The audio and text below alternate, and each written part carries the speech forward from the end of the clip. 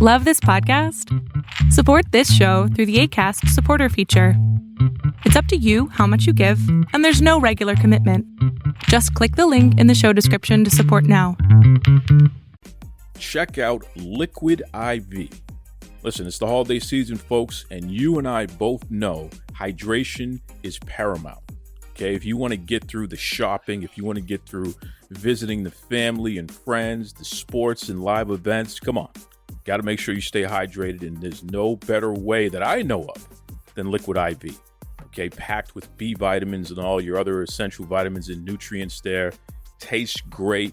You just take that hydration stick, you put it in a bottle of water, shake that sucker up, and enjoy.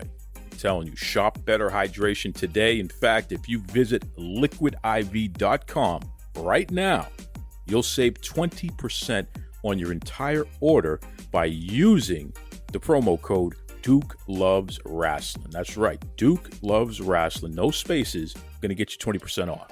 What are you waiting for? Liquidiv.com. Enjoy. And now, let's get on with the show. Duke, this is your favorite listener, Just Larry. Just Larry knows you're celebrating your birthday, so Just Larry's going to sing you a special rendition of a song written, produced, and performed by, you guessed it, Just Larry. And it goes a little something like this.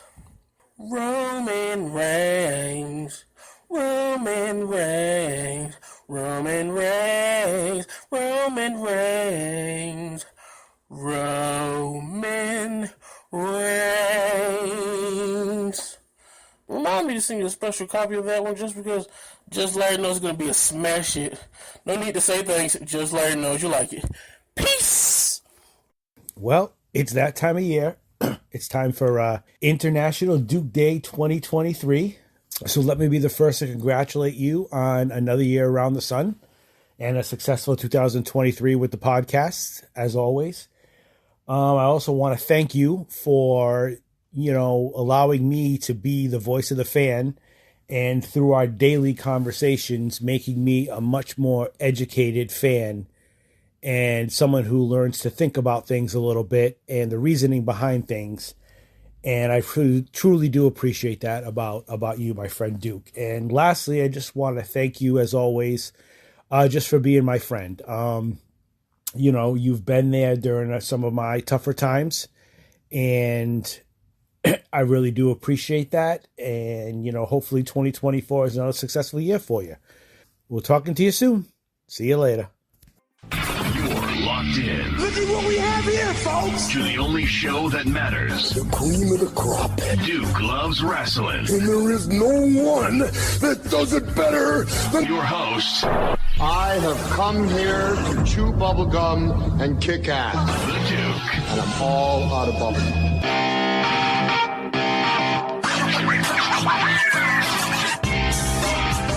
Everybody, this is your favorite guest on this show, Rob the Genius. Duke finally stopped hiding from me because he knew what was going to happen when I came back. So now I'm here to give it to him.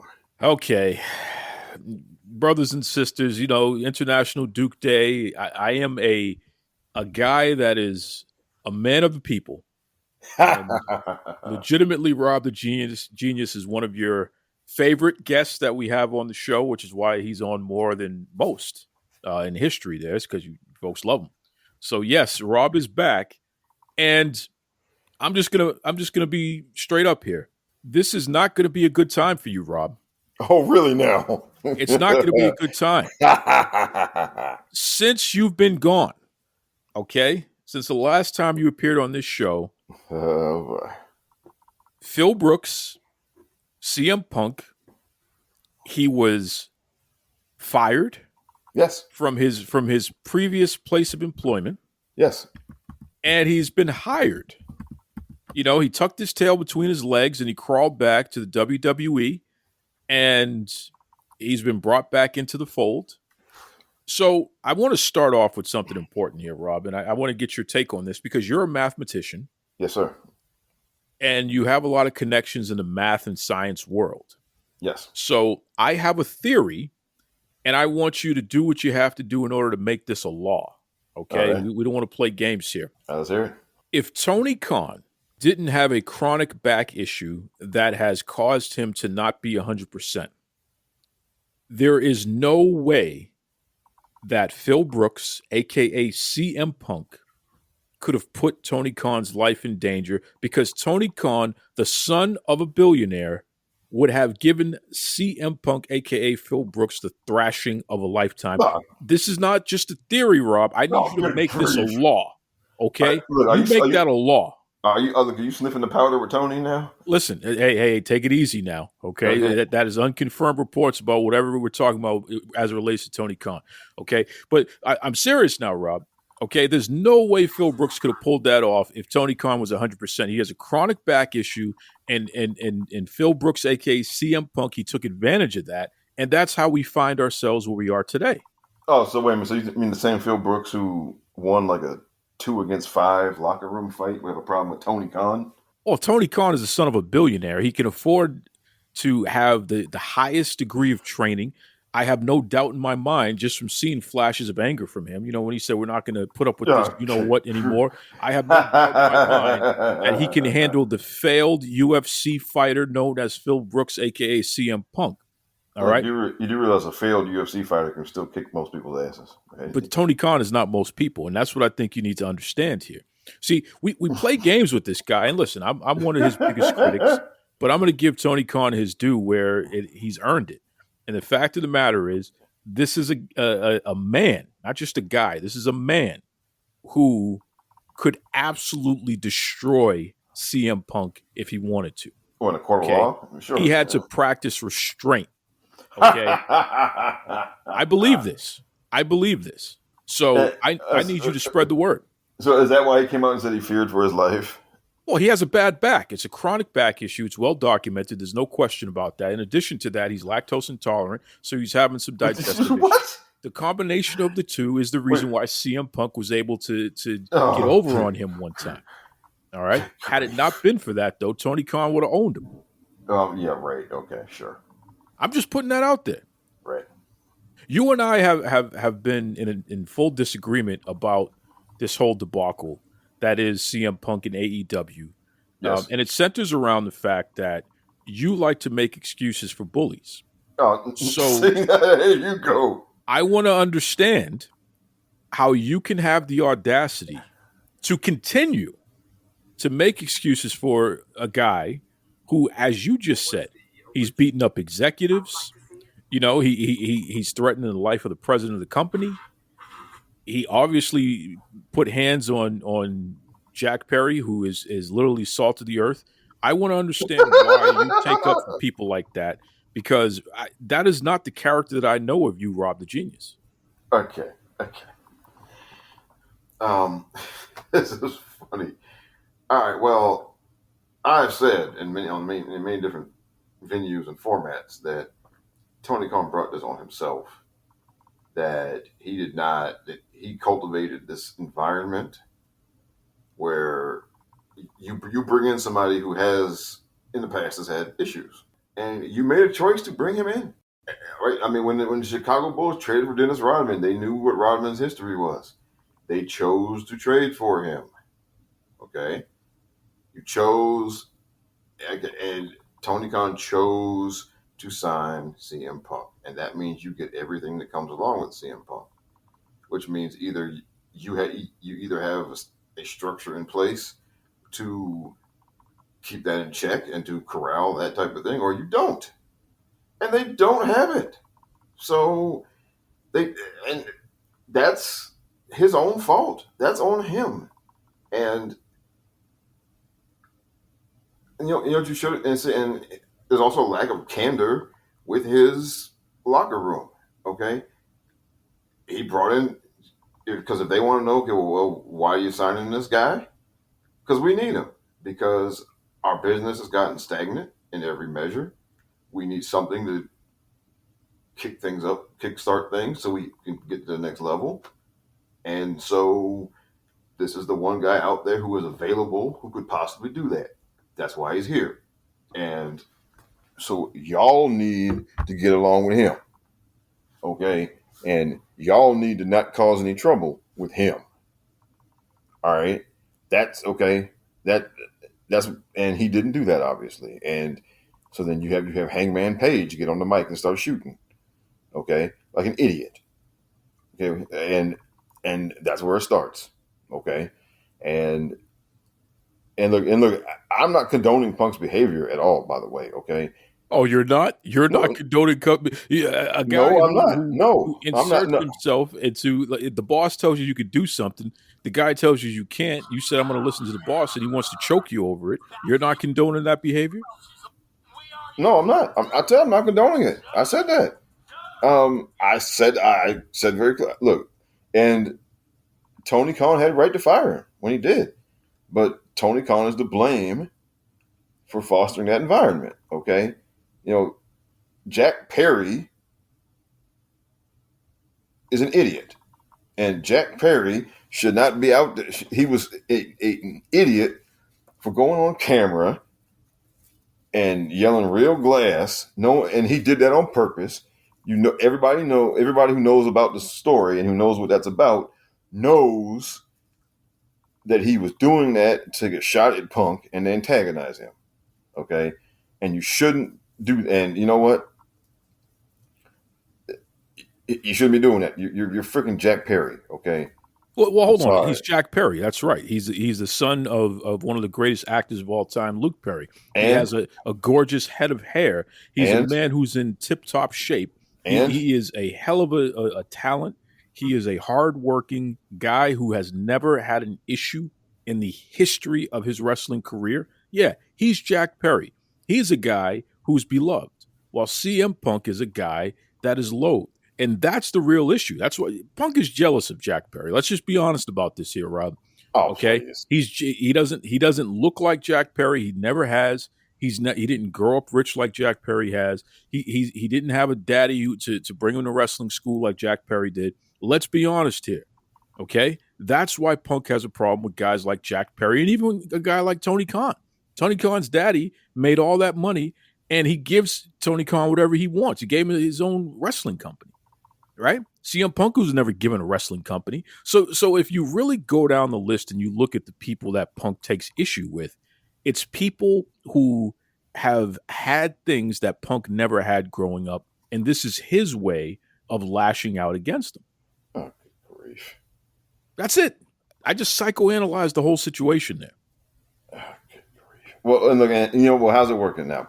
Punk is back in WWE. I'm sure he signed for a lot of money. He is right now getting big TV ratings, getting big video traffic, getting big everything. He had to beg for his job back. And? He had to beg for his job back. His last chance, like Seth Rollins said, he had to beg for his job back. Right? And I'm willing to bet that's not the case. And I dare him. I'm willing to bet that as soon as he was available.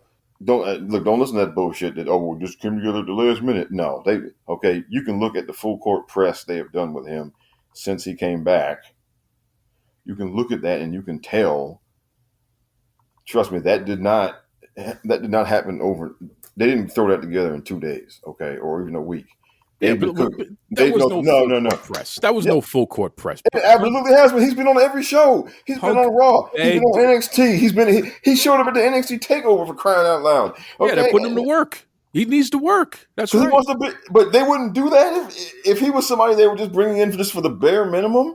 Listen, no. You're gonna listen to me now, okay?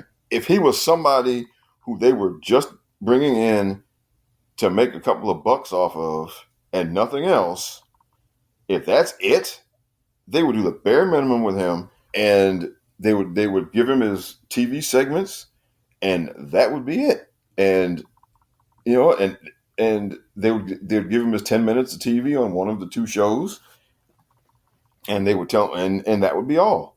But they have him coming out there. He's working on every show. He's backstage at NXT talking to people, giving them the advice that those morons in AEW didn't want to listen to. They have uploaded like almost 20 matches of his on their YouTube channel since he came back.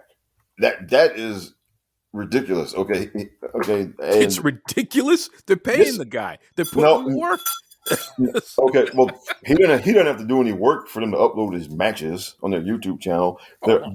But they uploaded almost 20 matches on their YouTube channel since he came back. And you know why they're doing that? Because they want everybody to see who he's back. Okay. And they want to make it okay. So that they are doing the full court press. This is not somebody they're just bringing in to, hurt Tony, or they're not just bringing in him for the bare minimum. They are giving him full exposure. They are giving him everything. Okay. I think you're missing a key point here, though, Rob. You got to understand something. CM Punk hasn't had a decent wrestling match in over 10 years. That's not true. CM Punk hasn't cut a decent promo in over 10 years. That's not true either. So that's not showing that is not true. The times when the guy actually was worth a damn. Oh, is good important. grief. Okay. Excuse me. Hello. He just cut a great promo last Friday on SmackDown. It was not great. It was. Yes, it was. You're hating now. You are being a hater. That's why they sent him to the Performance Center. No, you are being a hater. You are being a hater. He needs to be retrained. This is what you do with an employee who's been out. He's been out on the shelf for a while. He needs to be retrained on how to wrestle, how to cut a decent promo, how to look like a star. These are all things that they're doing here. Okay, because that is the WWE way.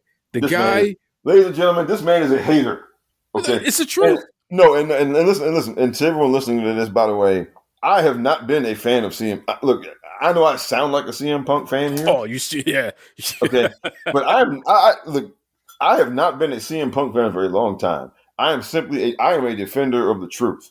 Okay, and so I will defend the truth, even if it is for somebody who I am not a fan of, because if there's one thing I cannot stand, it is lies and misinformation. So even if I have to defend someone who I'm not a fan of, I would rather do that. I would rather tell the truth about someone I don't like than they let lies be spread about them. Okay, because you know why?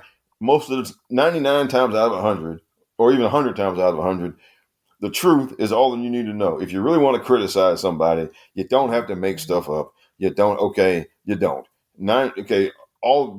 In pretty much every case, there is something truthful and accurate and legitimate that you can criticize them for. And that's all you got to do is reference that. You don't have to make stuff up. You don't have to lie about things, for crying out loud, okay?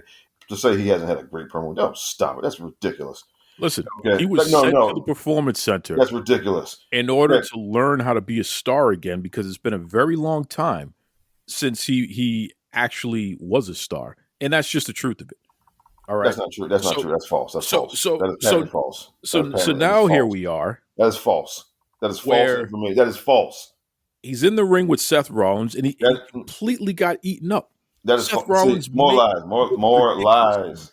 False. You are saying things that are false. At best, they are your opinion. Ridiculous. At best, they are your opinion, but you are saying things that are false. Okay. I can smell Pepsi. I can smell the Pepsi on your breath, so I understand. That man, look, that man. Okay, he returned at Survivor Series. Him walking out from the back has 7 million views on YouTube. Okay, 7 million views. Okay, so what? So what? I could get 7 million views if I walked out of Survivor Series as well. What's the big deal? Oh, please, you'd be looking to get 7 views. What are you talking about? Okay. I see we're not going to get anywhere on this CM Punk thing. So let's move on. It's clear. Hasn't cut Rick promo in 10 years. The man, the first night on Collision when he came out there, he cut one of the best promos of the year. I'm telling you right now, Rob, CM Punk was sent to the Performance Center. He was sent to NXT of all places, literally the developmental brand, in order to get retrained, because this guy has been completely amateur hour for over 10 years now. And it's okay. I mean, what do you expect? You know what I mean? You gotta put some. You gotta grease those wheels, man. You gotta take the dust off. Duke has been hanging out with Tony, back and hitting the stash of the good Colombian pure. Okay, coffee. It was all coffee. That's right. Okay. Well, none of that stepped on shit for you and Tony, boy.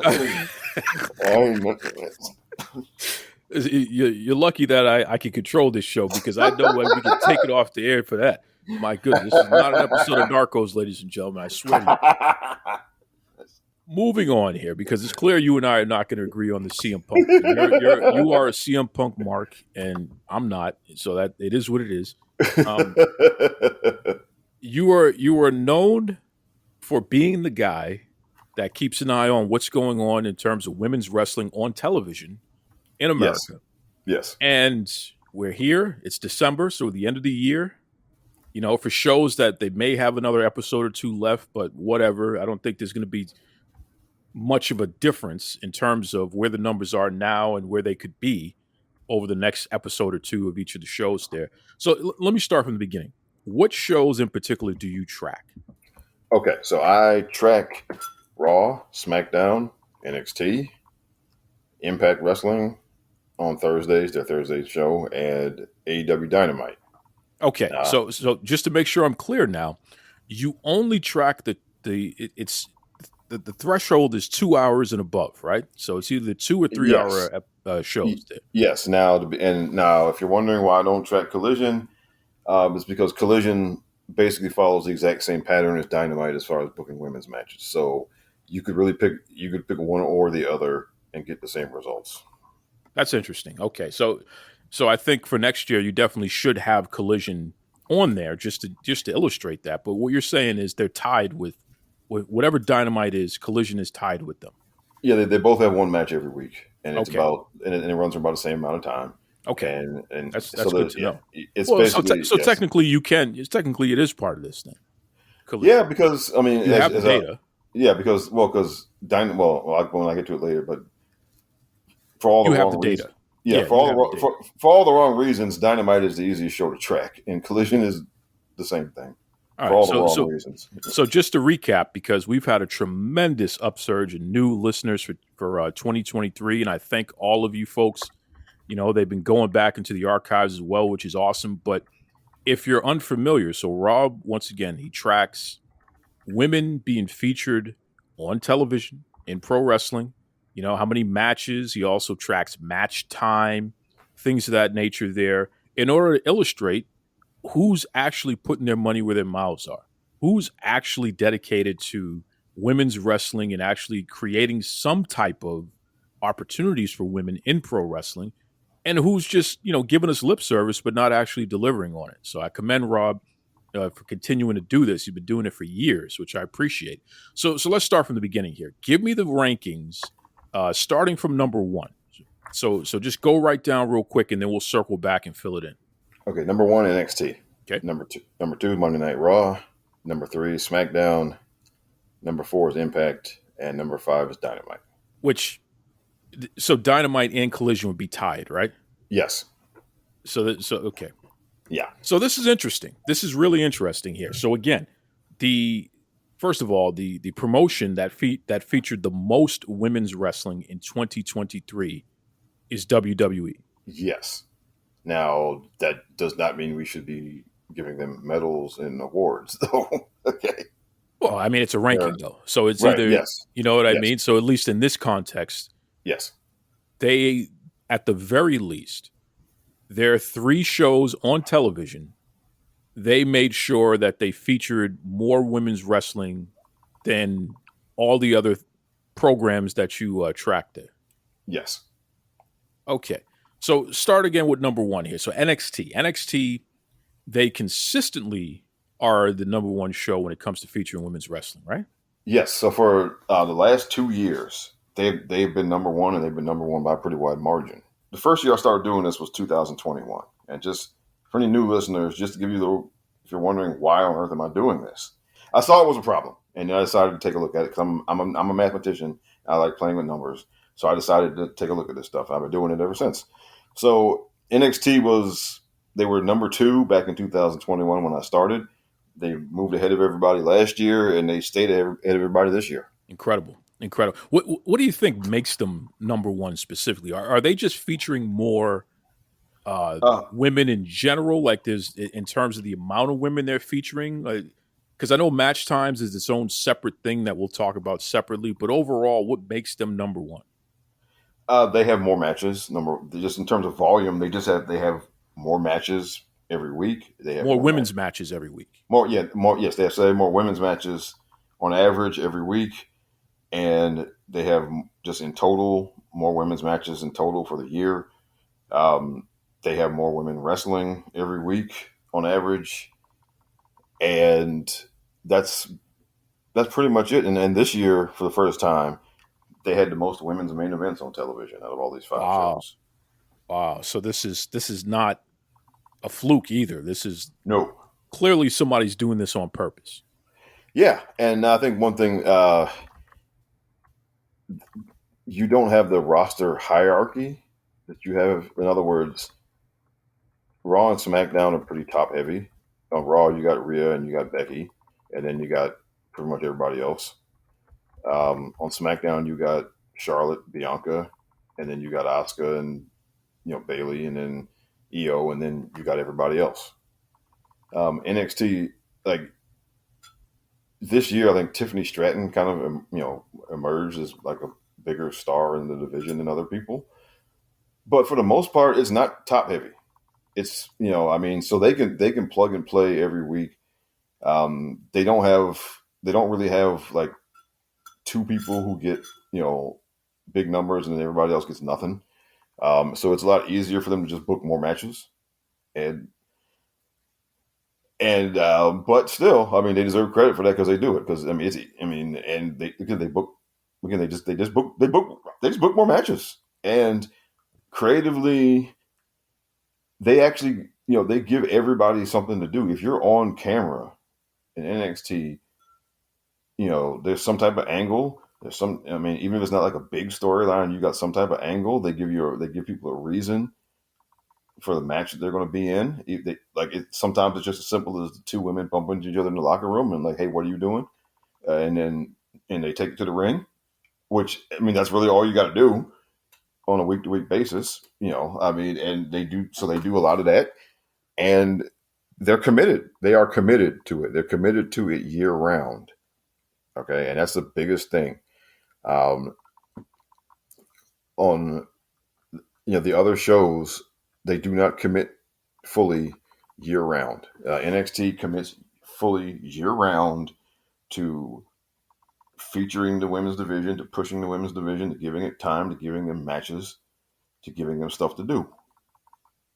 You're absolutely right, and it's not hard to notice that because, like you said, they're not taking a couple of women and making it top heavy, the hierarchy, so that you just they got to get their stuff in every week and everybody else is everybody else. No, they rotate women out on a consistent basis, but what they do is, like you said, they give everyone something to do, which in turn elevates everyone. So when you look at this NXT roster of women and you think about a Tiffany Stratton, who clearly is a star, she's going to be main eventing on the main roster very, very soon. It's clear she's incredible. But then you got Roxanne, and Cora Jade is a wild card, and now we're starting to see the emergence of somebody like Lash Legend, right? Who you saw what she did to Otis the other day. Yes. When you start going down the list, I know that they're really dedicated to pushing this Lyra Valkyra. That's somebody that Becky Lynch is very high on, and she's had a hand in her development and what have you, et cetera, et cetera. They just got Nikita Lyons back. You look at what they're doing. JC Jane, that's another one who has stayed in the mix. You know what I mean? Throughout the year, just when you think she's cooling off, they find a way to plug her back in, and she's doing stuff. So you don't forget about her. Tatum Paxley and these folks here, again, same thing. They're finding ways to plug them in so you don't forget about them.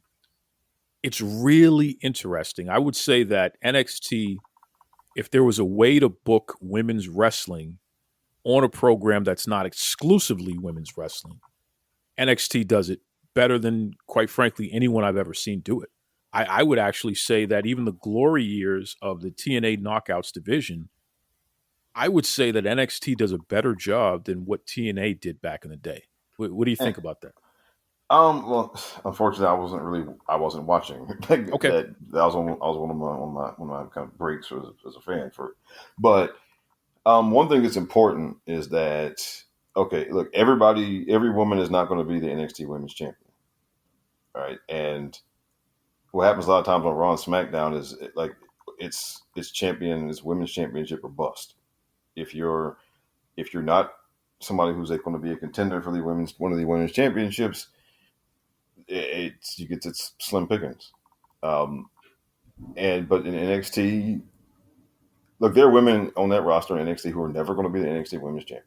Okay, I can't. Gigi now, Dolan. Gigi Dolan is never going to be the NXT Women's Well, Champion. most of the women on that roster are never going to be the NXT Women's Champion. But you know who they are. If you watch the program, you know who they are. Yeah, I mean, so there are a lot of, but I'd say 90% of that women's roster is probably never going to be NXT Women's Champion. Sure. Okay. But they still find stuff for them to do. Yep. And which puts them ahead of every other show out there, basically. And well, given the roster size, I will say Impact does find things for people to do, but they have a much smaller women's roster. So, and then this is all, and with NXT, these are all the things you have to factor in. They have a large women's roster, similar to Raw and SmackDown, and they have 2 hours. So everything they do, they do it in less time than Raw has every week, and they do it in the same amount of time as all the other 2-hour shows. So you got to factor that in also. It's not just that they do all of this stuff; it's they do it in the same or less time than everybody else has. Now here's with a big roster, like I said, so all that matters. Here's the thing that I find interesting because I'm always criticizing AEW, and I know we're going to get to that later, just in terms of the things that I see missing in their product, and as a result, they've hit a ceiling. They have not been able to advance where they could advance. They have the potential to advance because they're focusing on delivering to the quote-unquote key demo, which is white males was 18 to 45. They seem to be stuck on those folks. They're not succeeding too well with that either. Well, and we'll get to that. But it's like that's who they want to attract, and they're giving them what they think that population wants. Meanwhile, you look at a program like NXT, and their growth has been tremendous. And there's no surprise here. The growth in audience, the growth in the different demographics, women watching and people of color watching and what have you. Well, who do you see on TV? NXT has one of the most diverse rosters that you've ever seen in pro wrestling. Yes. Right? Yeah. I mean, men, women, different races, different ethnic backgrounds and what have you. They got it all, don't they? Yeah, and now so it's going to be really interesting to see when they make this move over to CW because the CW, of course, has had a long history of shows that have diverse casts in all different kinds of roles. NXT, if you're going to put a wrestling show on the CW, NXT would be the one to do based on what they've done, what they do regularly. I know we're kind of going off on a tangent here, but it's going to be interesting to see how they configure the roster for NXT when they make the move because this year they brought in main roster people for a lot of episodes, and that goosed the ratings. And so they're gonna probably have to do some more of that when they go over to the CW. And don't be surprised if they keep some people there and try to make it into a legit third brand, much like Hunter was trying to do back in 2019. Because now, I mean, they're going to be on a network, right? And yes, it's CW, but it's still a network. And, long network TV is different than cable. Network TV shows that run for a long time, you establish cast members and you build a relationship with your audience. And, and the audience stays as you build that relationship, and the audience stays as the cast members stay. A lot of times. Now it's pro wrestling; things change all the time. Yes, but I think don't be surprised if some people who stay there a lot longer than normal because they need to establish.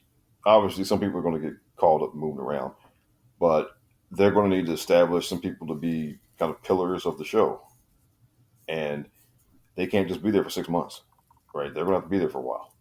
Yeah, that's a good call, and I think it'll work. I mean, look, the whole concept of rotating wrestlers, Raw and SmackDown do it all the time. You know what I mean? You could see Roman Reigns on both shows. You've seen the Usos on both shows, even to this day. It's not so people who say, oh, well, they had to send such and such main roster wrestler to NXT. It's like, well, wait a second. Raw and SmackDown do it literally all. Nick Aldis literally he's supposed to be a GM of one show and he's showing up on the other show. Right. Well, they're doing storylines where him and Pierce are, basically fighting. Yeah, they're feuding with each other. But you get the point, though. It's still, you're taking a character from one show and you're putting him on the other show as well. There's no reason why you can't continue to do that with NXT. And in fact, you should, because it's a formula that works. You know what I mean? Anything can happen. You don't know what to expect. And that's why you need to tune in. It's smart. It's very smart. So NXT's number one. Number two was Raw, you said? Yes. Okay. So Raw is number two when it comes to featuring women's wrestling on television for who you're ranking here. And that's not a surprise. I mean, Raw was number two last year, right? Yeah, no, they were number one previously. The first, but here's the thing with Raw. Raw, it's really just its volume because they got 3 hours, so they got more because they just got more time. I mean, I'd say Raw is not particularly efficient with how they do things. Fair enough. Let's jump to SmackDown because there's a bigger story here with SmackDown. Like you said, with Raw, it's 3 hours. It's a lot easier.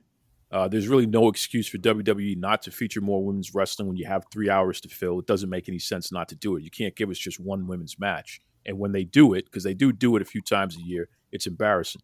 But SmackDown is a disappointment, in my opinion. Yeah, and here's the thing. Well, so SmackDown they're down from last year we're talking about decimal places here, but they only have one match every week. They barely every now and then they have two, but it's one match every week. So basically they're better than Dynamite because they do occasionally have two matches. Dynamite never has two matches, but the only thing that was good was the only thing that got better for SmackDown this year is they had more women's main events. I started keeping track of like all the match times for both Raw and SmackDown this year, men's and women's matches. And so here's what happens on SmackDown a lot. There are a lot of men's segments and matches that when you watch them, you're like, okay, they could have cut time off of this. They have a lot of men's matches on SmackDown that go 10, 11, 12 minutes that they could have got out of there in 7 or 8. I mean, it's almost every week there's at least one. There's at least one men's match every week on SmackDown that goes about 3 or 4 minutes longer than it needed to. There are promo segments that, and look, now, I mean, you can't call time on Roman Reigns. We know that. All right. That's just, it is what it is. And they're not calling time on CM Punk right now. And they're not going to call time on Randy Orton. Okay. About a month ago when they were gearing up for the War Games, they had the whole show was centered around, the two women's teams coming together, but they didn't have any extra women's matches that week. And then they have people who have been sitting who have not had a match on television in months. Was it Alba Fire and Isla Dawn? Where they're tag team. They haven't had a match on television since June. Mia Yim hasn't had a match on television since like June. Like no matches, period. Like they've wrestled dark matches before the show starts. There's no excuse for anybody to go 6 months and not have a match on television. Okay, there's no excuse for that. There are a lot of weeks where they get put in the 9:15 death slot, which 2-hour wrestling show, the ones that start at 8 o'clock, that 9:15 quarter is the death slot. It's almost no matter what goes on in that quarter, it's usually the lowest rated quarter of the show. It's a quarter where you just kind of stick stuff because we needed to get it on this week, but we didn't have any. We wanted to do this other stuff elsewhere. So they get stuck in the 9:15 slot a good bit, just like they do on Dynamite. SmackDown is third place because the other shows did worse, not because they did good. So let me ask you this. When you look at NXT, Raw, and SmackDown, and you see, who's featuring women the most and who is barely getting it done, is it fair to say that NXT, and it's a younger property, they don't have the top stars on that show. These are all people who, for the most part, are being developed, or these are stars who need to be refreshed and repackaged so they come back down to help out. Is it fair to say that overall NXT is just managed better than the other two shows? Yes, without doubt. No question. It's interesting because it makes me wonder if you were to take the folks who run NXT as a television show as a television show, if you were to take in the creative and all that stuff, and you plug them into a SmackDown, are you going to and flip it basically? Take the SmackDown folks, put them on NXT. Are you going to see everything that's happening in NXT? Is that going to translate over to SmackDown and vice versa? Maybe. Because it almost seems like it's a management / writing team, creative team philosophy. The NXT folks want to show diversity, whereas the SmackDown folks, they just want to squeeze as much big bucks as they can. If you watch the 3 shows this year, SmackDown gets the short end creatively. You can sense just by watching it that the amount of time and effort in the writing room and all of that they're basically their third place out of the 3. Well, the Bloodline story has made like the rest of the writing lazy, basically. Yeah, as successful as that's been. Yeah, that's a good point. Because that has been so successful and it's been so good that, the rest of the show often, almost everything else that goes on that show is it's like playing universe mode on WWE 2K. It's like, oh, well, this week you have a match. This week they'll have a tag team match. This week they'll have another match. And then every 4th or 5th week there's a pay-per-view, right? And that's how they write a lot of SmackDown, a lot of the men's and women's stuff, other than the Bloodline. And it's, and you're seeing the results now. It's just, it's a lot of it's just lazy writing, lazy booking. So let's move on though. So we got WWE spots 1 through 3. They are definitely the most dedicated to featuring women's wrestling on television. Of all the shows that you've monitored. Now, obviously, I know some wise guys. What about WoW? We're not talking about WoW. That's an exclusive women's promotion. Right. So, exactly. So let's not be foolish here, folks. Yeah. But this is very interesting, though. So number 4 is who? Impact Wrestling. And they took a step back this year because last year they were number 3.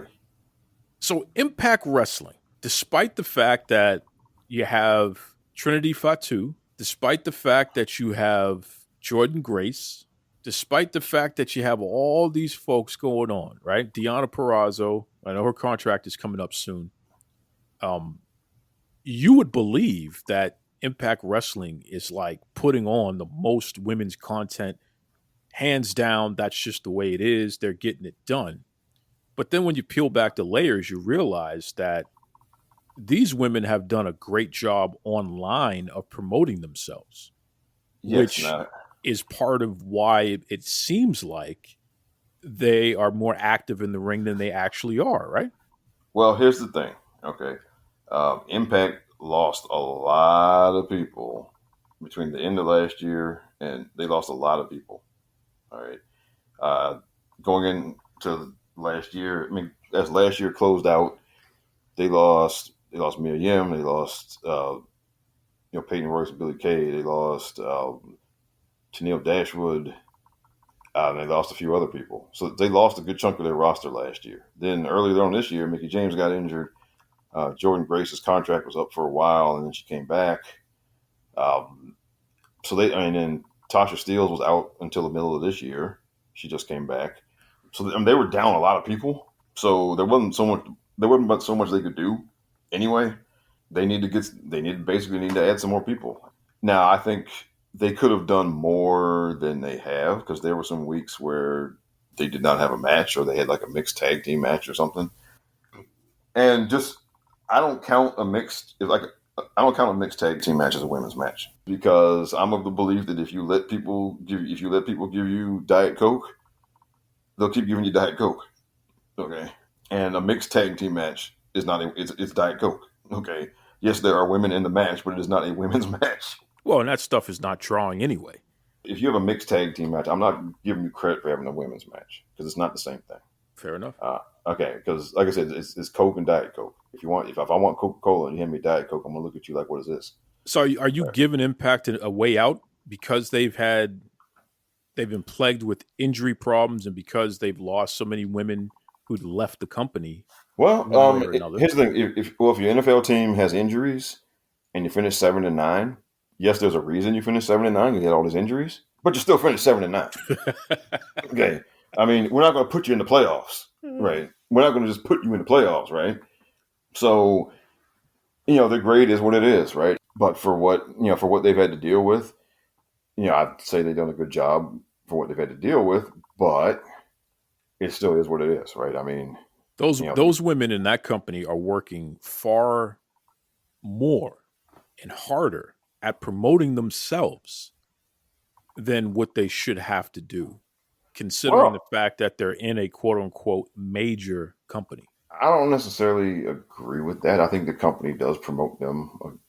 Remember, the Impact doing everything on smaller scale because they're on Access TV. They don't have the access to some like for example, AEW is on Warner Media, and they just by being a part of Warner Media should have all types of synergy and whatnot with some of these other things, and they don't use. So Impact does not have those type of partnerships where they can just they can't just send people to the movie premiere, right? Barbie was made by Warner Media, and yet AEW did not have any of their women wrestlers at the premiere. Whereas, WWE had Liv Morgan and Scarlett Bordeaux at the premiere. Yeah, and yet the company that's on the WB channel didn't have anybody there. They couldn't get it done. But we're getting sidetracked here, though. Yes. Impact is number 4. Yeah, that's the main point. There's plenty of room for improvement. Scott D. Moore, come on, bro. You can do better than that. Let's get to the real main event here. Tied for last place, we have AEW Dynamite and AEW Collision, literally featuring the least amount of women's wrestling for 2023. They did it in 2022. They did it in 2021. And they did it in 2020. Because I've gone back and just for archive purposes and looked further back, and it's. So for the history of AEW, they have proven themselves to be the least dedicated to women's wrestling. Is that a fair statement? Yes. Now here's an example. Okay. AEW is the easiest company to track numbers for because look, with Raw and SmackDown and NXT, I have to wait until the night of the show and to find out what the lineup is and see how many matches they're going to have. Okay, for Raw, SmackDown, NXT, and even on Impact, same thing, right? Impact is taped, so you can find out like ahead of time what's going to be on. But Raw, SmackDown, and NXT, they do announce some matches ahead of time. But you got to wait till the night of the show to find out just how much they're going to do. AEW Dynamite, look, every Monday or at the beginning of the week, I can on my little spreadsheet, I can type in 1 match, 2 women, and I rarely ever have to change it. Maybe 2 or 3 times a year this year, I've had to go change that. But every week you can just pencil it in before you even know anything about the show. You can pencil in 1 match, 2 women, and 90% of the time, you'll be right. You said something earlier that I found interesting because I pointed out that AEW is focused on the quote unquote key demo, as they refer to them as, white males 18 to 45 years old. That's clearly who they're trying to attract, and they haven't outright said it all in one sentence, but they give you bits and pieces and you put it together, and that's what it is. But you said that they're slipping in that. What did you mean by that? Well, because look at the people they have on the show. Yeah. They have a whole lot of people. Well, one, they still rely way too much on this inside baseball kind of stuff when it comes to what they have going on. Way too many of their big stories and their big angles rely on some basically just inside baseball kind of stuff because that you would only know about if you've been following these guys all the way back to the indies, because so much of their roster is still guys who work together in PWG and work together on indie shows.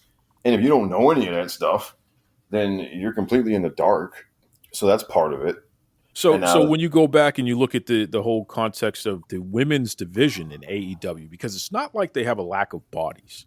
So let's call that what it is. And it's not even like they have a lack of women with star power, because some of these women have been on WWE television. They've made names for themselves. And yet AEW consistently will give you 1 women's match per television episode, And that's it. Don't ask for any more. You're not getting it. That, and then they do things that just make no sense. That too. So, all right. So, like, Toni Storm was women's champion, and she lost to Karushita, who then lost in a 4-way to Saraya, who then lost it back to Shida, who then lost it back to Toni Storm. Okay. And so now the point of Toni losing in the first place was to kick off this whole character change. So that's fine. But they went through about 3 or 4 different people when they could have just had her, like Saraya won the match in a 4-way. So she didn't even pin, so you could have had the 4-way, have Saraya win the title there. Like Toni walking in as champion. You could do this whole angle with Toni's character change. And then you could have had Toni beat Saraya. Instead, they put in, they had Shida win it twice in between, and didn't really do much with her during that time while she was champion. So they do things like that. When they never once, Jade while she was there, they kept her in that little kind of parallel universe with the TBS championship. She never once, because she never mingled with. With Britt and Saraya and Toni and all that. Hey, Jade said it herself. She said she did not feel she could inspire young children, especially young black and boys and girls in AEW, and she didn't feel creatively that her goals in pro wrestling matched what Tony Khan had for her. Meaning he had no plan on putting her in the world title picture anytime soon. Well, yeah, no, I think, okay, she was never going to stay there for her whole career. She was always going to leave. I don't think that's true. I disagree with that. Oh, I think that AEW was giving her enough of what she needed in terms of the ability to spend time with her family. Where they're based is not far from her main home. If you're going to feature on TV as often as she needs to be featured to keep her hot, if you put the world title on her and you build a division around her, why would she leave? Because the other part of it, too, is they offered her the money that she wanted. In fact, Tony was ready to offer her even more, and she still left. It came down to the creative and the fact that they're not dedicated to women and they're not dedicated to people of color. That was it. And now it's going to be really interesting now to see what they do because Chris Statlander lost the TBS title. So she's a disaster anyway. I'm gonna piss people off when I say that. Chris Statlander should have never, ever been the person to defeat Jade. That made no sense. And here's the best part about it. You've gotten a net nothing since that's happened. Chris Statlander has not moved a needle yet. Well, she's not in. Well, they took the belt off of her. Well, because she wasn't doing anything. She's not a draw. I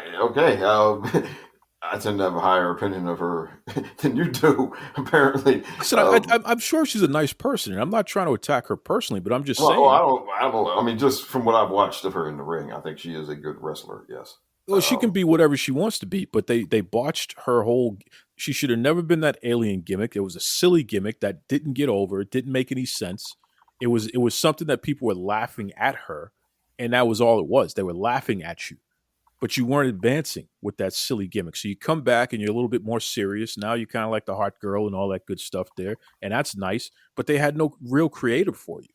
So again, your character never advances and turns itself into somebody who could actually make money for the company. Whereas you look at a Toni Storm, and despite the fact that the same people are so deficient at doing anything that even resembles supporting women's wrestling, Toni Storm still found a way to stand out with a character that's getting over and a concept that's getting over so much that they had to put the belt back on her.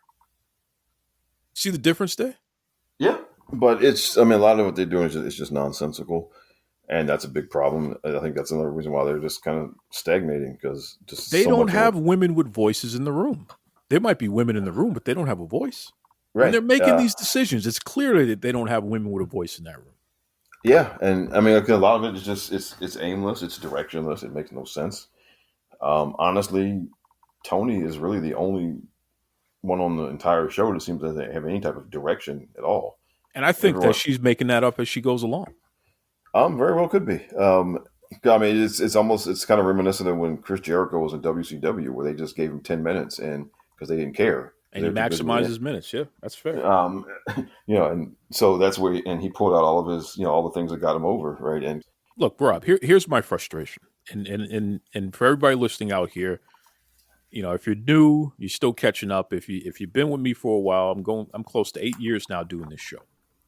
AEW is what? They're over 4 years old. Are they officially 5 years yet, or we're getting close to 5? Well, okay, we're talking about they're 4 years on TV. 4 years on TV. So we'll start. They're 5 years as a company, 4 years on TV. So, but 4 years on TV. So Dynamite just celebrated its 4th year on television. Yes. I've been saying from the very beginning, I've been calling out these exact problems, and everybody in their mama, including you, have told me that you're being too hard on them. Give them time. That criticism it's a little stiff and yada yada yada. But I saw patterns that didn't make any sense for a modern pro wrestling company. You don't need time to feature more women. Just feature more women.